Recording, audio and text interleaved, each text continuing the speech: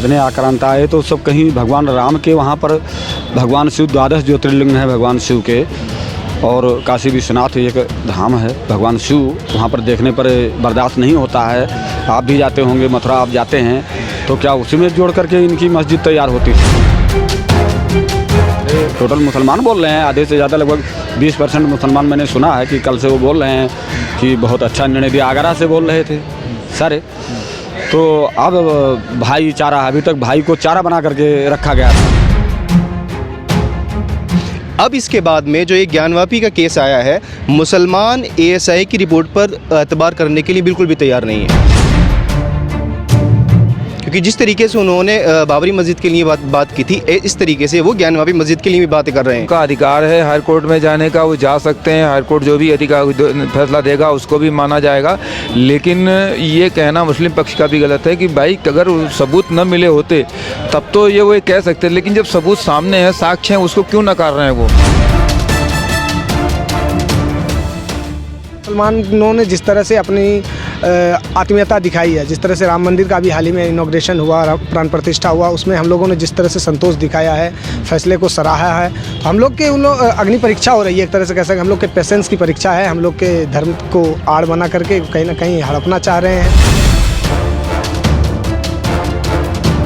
क्या नहीं किया, एक औरंगजेब शासक ने 33,000 मंदिरों को तोड़ा और लगभग में 800 साल आक्रांताओं ने शासन किया अपने देश पर, नाना प्रकार से प्रताड़ित किया, अपने जो सबूत थे उन्हें नष्ट किया गया। तो वो ही ज्ञानवापी के साथ हुआ,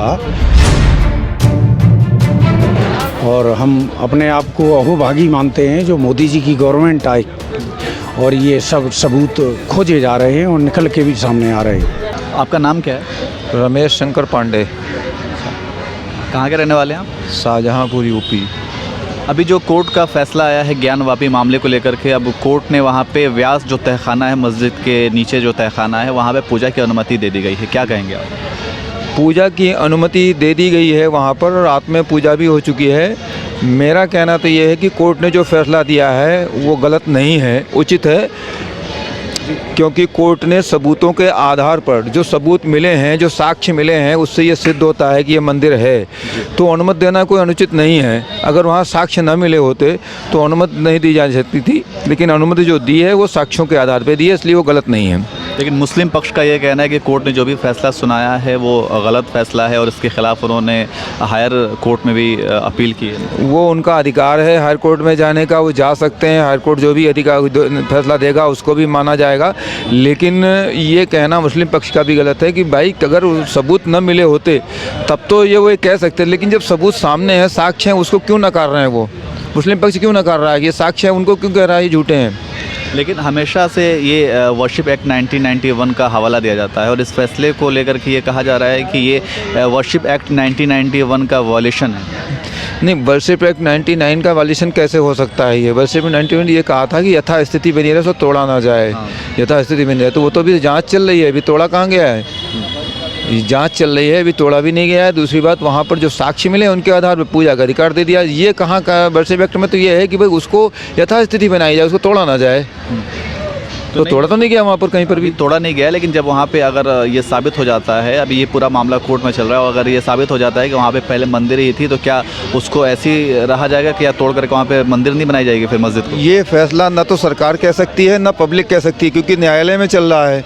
वर्शिप एक्ट को तोड़ना, ये में जो भी प्रोविज़न दिया हुआ है उसको खारिज करना या उसको लागू करना, ये कोर्ट के हाथ में चला गया अब, क्योंकि मामला न्यायालय में है। इसलिए इस पर कुछ कहने की बात ही नहीं है कि वो वर्शिप एक्ट वहाँ लागू होगा कि नहीं होगा। लागू होगा तो कोर्ट बताएगा, नहीं लागू हो तो। क्या नाम है आपका? मेरा नाम है आचार्य पंडित संत कुमार तिवारी। कहाँ के रहने वाले हैं आप? रहने वाले तो हम यूपी से हैं, गोंडा से। अभी जो ज्ञानवापी मामले को लेकर के कोर्ट का फैसला आया है और वहाँ पे व्यास जो तहखाना है वहाँ पे पूजा की अनुमति दे दी गई, क्या कहेंगे? जो कुछ निर्णय दिया है कोर्ट द्वारा वो सोच समझ करके और बहुत अच्छा दिया है जी। दूसरा, आप ये बताइए कि जब से देश आज़ाद हुआ और उसके बाद में जितने औरंगजेब से लगा करके कितने आक्रांत आए, तो सब कहीं भगवान राम के वहाँ पर भगवान शिव 12 ज्योतिर्लिंग हैं भगवान शिव के, और काशी विश्वनाथ एक धाम है, भगवान शिव वहाँ पर देखने पर बर्दाश्त नहीं होता है। आप भी जाते होंगे, मथुरा आप जाते हैं तो क्या उसी में जोड़ करके इनकी मस्जिद तैयार होती थी? कौन नहीं जानता? ये सारे मुसलमान भारत के नहीं जानते हैं, सबको पता है। लेकिन वही है कि अब जो है सभी कह रहे हैं हाँ जो कुछ हुआ है। आजकल सारे टोटल मुसलमान बोल रहे हैं, आधे से ज़्यादा लगभग 20% मुसलमान मैंने सुना है कि कल से वो बोल रहे हैं कि बहुत अच्छा निर्णय दिया। आगरा से बोल रहे थे सारे। तो अब भाईचारा, अभी तक भाई को चारा बना करके रखा गया था। भाईचारा गंगा जमुनी तहजीब सभी देते हैं, जितने नेता हैं आप देखिए। कोई हिंदू के प्रति बोल रहा है, केजरीवाल से लगा करके, कांग्रेस से लेकर के, समाजवादी पार्टी से लगा करके, तृणमूल कांग्रेस ममता बनर्जी से लगा करके कोई बोला हो मुझे आप बताइए कि मतलब जो है बहुत अच्छा हुआ। बताइए, भगवान राम के मंदिर पर केजरीवाल ऐसे बोल रहे थे कि वहाँ पर हॉस्पिटल बनाना चाहिए, वहाँ पर ये बनाना चाहिए। हॉस्पिटल नहीं बनने हैं और जगह नहीं है हॉस्पिटल बनने की, कि जहाँ पर भगवान राम ने जन्म लिया था वहीं पर हॉस्पिटल बनाने की जगह है या कुछ भी कार्य करने के। तो जहाँ तक देश सहमत है और देश मोदी जी का कद्र कर रहा है, और देश ही नहीं कर रहा है, पूरा विश्व कर रहा है। हमारे प्रधानमंत्री जी का पूरा विश्व कद्र कर रहा है, नहीं कर रहा है। आलोक पारा सर, कहाँ के रहने वाले? इटावा मैनपुरी से हैं। मैं वर्तमान में सादरा रहता हूँ। ये जो अभी ज्ञानवापी का फैसला आया है, वहाँ पे व्यास तहखाना में पूजा की अनुमति दे दी गई है, तो इस फैसले को कैसे देखते हैं आप? भाई साहब, फैसला तो आना ही चाहिए था और आया। इसका हम बहुत स्वागत करते हैं इस निर्णय का, क्योंकि वहाँ पर ज्ञानवापी मंदिर था, शिवालय था पहले से। आक्रमणकारियों ने क्या क्या नहीं किया। एक औरंगजेब शासक ने 33,000 मंदिरों को तोड़ा और लगभग में 800 साल आक्रांताओं ने शासन किया अपने देश पर, नाना प्रकार से प्रताड़ित किया। अपने जो सबूत थे उन्हें नष्ट किया गया। तो वही ज्ञानवापी के साथ हुआ और हम अपने आप को अहोभागी मानते हैं जो मोदी जी की गवर्नमेंट आई और ये सब सबूत खोजे जा रहे हैं और निकल के भी सामने आ रहे हैं। तो अभी जो वहाँ पे पूजा के लिए अनुमति मिल गई है, तो इससे आप खुश हैं? जी जी, बहुत खुश हूँ भाई साहब। और आपने देखा भी होगा, वहाँ सर्च की गई बाकायदा और काफ़ी सबूत मिले। जो मंदिरों की मूर्तियों को तोड़ा गया था वो छत पे छत रूप में मिली। तो इससे साबित होता है कि वहाँ मंदिर था। निर्णय आया, उसका मैं बहुत स्वागत करता हूँ। वहाँ भव्य मंदिर बनाया जाए, जैसे अयोध्या में बना उसी प्रकार। लेकिन मुस्लिम पक्ष का यह कहना है कि वो फैसले से खुश नहीं है। वो ये कह रहे हैं कि पक्षपात हुआ है फैसले को लेकर। जी जी, वो तो कहेंगे ही भाई साहब। वो तो ऐसे हैं कि किसी भी अच्छे काम को नकारेंगे। भाई जब वहाँ साक्ष्य मिले, उन्हें देखिए आप, तब तो कह सकते हैं कि हाँ ये गलत हुआ। ऐसा कुछ नहीं है। वो कह रहे हैं तो उन्हें वहाँ पकड़ के ले जाया जाए मेरे ख्याल से, और उन्हें दिखाया जाए, तब तो। क्या नाम है आपका? मेरा नाम अमन उस्मान है। अभी जो ज्ञानवापी को लेकर के फैसला आया है सेशन कोर्ट का, उसमें यह कहा गया है कि जो मस्जिद के नीचे व्यास तहखाना है उसके अंदर पूजा की अनुमति दे दी गई है। इस फैसले को कैसे देखते हैं? देखिए, ये अपने आप में एक सब्जेक्टिव क्वेश्चन है और एक रिलीजियस माइनॉरिटी या फिर रिलीजियस कम्युनिटी पर इस चीज़ को इम्प्लीमेंट किया जा रहा है कि मस्जिद के तहखाने में उनकी सर्वे के एतबार से कुछ चीज़ें मिली हैं। अगर हम बात करें ज्ञानवापी मस्जिद की और उसके इतिहास की, तो जो वहाँ की मजलिस अंजुमन कमेटी है, वहाँ के जो हेड हैं, उन्होंने ये बयान दिया है अपना कि वहाँ पर वो 100 नहीं, कम से कम 400-500 साल से वहाँ पर वो आस्था के साथ इबादत कर रहे हैं। उनके बुज़ुर्गों की वहाँ पर कब्रें हैं। और जो तहखाना है, जिसमें दूसरी कम्युनिटी का ये क्लेम है कि उनके मंदिर की या उनके प्रभु राम वगैरह की वहाँ पर सेंटिमेंट्स मिले हैं, तो वो ये कहते हैं कि यहाँ पर तहखाने में बहुत पहले मालबा लाकर डाला जाता था। जो दूसरी जो टूटी हुई चीज़ें थीं, उसमें से वो चीज़ें यहाँ पर लाकर डाली जाती थी। तो हो सकता है उसके क्लेम पर, उसके बेस पर इन लोगों ने इस चीज़ को क्लेम किया हो। लेकिन ऐसा कुछ नहीं है कि वहाँ पर पहले मंदिर था और यहाँ बाद में एक मस्जिद का कंस्ट्रक्शन हुआ। लेकिन जो एएसआई की रिपोर्ट आई है, उस रिपोर्ट में ये कहा गया है कि वहाँ पे बहुत सारे, आपने शायद वीडियोस देखे होंगे कि दीवारों के ऊपर हिंदू के चिन्ह, हिंदू के प्रतीक चिन्ह, हिंदू धर्म से जो रिलेटेड हैं, मूर्तियों के बहुत सारी मूर्तियाँ मिली हैं। तो वो जो रिपोर्ट है वो तो गलत नहीं हो सकता है, और उसी के आधार पर ये सारी चीज़ें आधार बनाकर ही केस लड़ा जा रहा है, एएसआई की रिपोर्ट के आधार पर। देखिए, एज अ सेक्युलर इंडियन हम इस चीज़ को तस्लीम करते हैं कि हाँ, ऐसा ही एक ऑथेंटिक सर्वे किया है उसने और रिपोर्ट दी है। लेकिन ASI का पहले जो नतीजा आया था बाबरी मस्जिद के मामले में, उसको भी हमें ज़रा थोड़ा देखना चाहिए। ASI ने वहाँ पर क्या रिपोर्ट दी थी?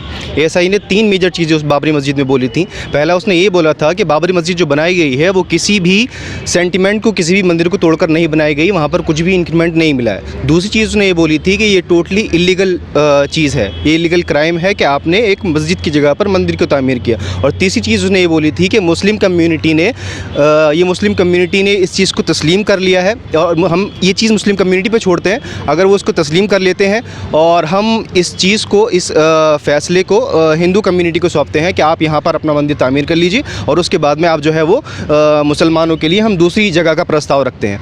अब इसके बाद में जो एक ज्ञानवापी का केस आया है, मुसलमान ASI की रिपोर्ट पर एतबार करने के लिए बिल्कुल भी तैयार नहीं है, क्योंकि जिस तरीके से उन्होंने बाबरी मस्जिद के लिए बात की थी, इस तरीके से वो ज्ञानवापी मस्जिद के लिए भी बातें कर रहे हैं और वो जो है वो दूसरी कम्युनिटी को देने के लिए बातें चल रही हैं। जैसे कि हम सुनने में आ रहा है, बहुत सारे नारे भी लग रहे हैं कि न 3,000 ना रहेगी कोई मस्जिद ना मज़ार, और तरह तरीके की लोग बातें कर रहे हैं। तो अभी हद तक कोई फ़ैसला नहीं आया है। और हाँ, जो मजलिस अंजुमन कमेटी है ज्ञानवापी मस्जिद की, उन लोगों के लीडर ने बोला है कि 8 फरवरी को वो हाई कोर्ट में इसके लिए पिटीशन डालेंगे और उसके बाद में जो नतीजा आता है कॉन्सिक्वेंट, उस पर हम इम्प्लीमेंट रहेंगे, उस पर हम अपना जो है वो बात रखेंगे। लेकिन ये जो आप अयोध्या की बात कर रहे हैं, तो उसमें तो ASI ने रिपोर्ट जो सौंपी थी उसी को आधार बना करके सुप्रीम कोर्ट ने जो भी फैसला सुनाया, उसके बाद ही वहाँ पे जो है मंदिर का निर्माण हुआ है। तो आप ये कह रहे हैं कि मुसलमानों से सौंप दी, ऐसा तो कुछ था नहीं। वो तो सब कुछ एक न्यायालय के प्रोसीजर से ही वो सारी चीज़ें हुई है ना।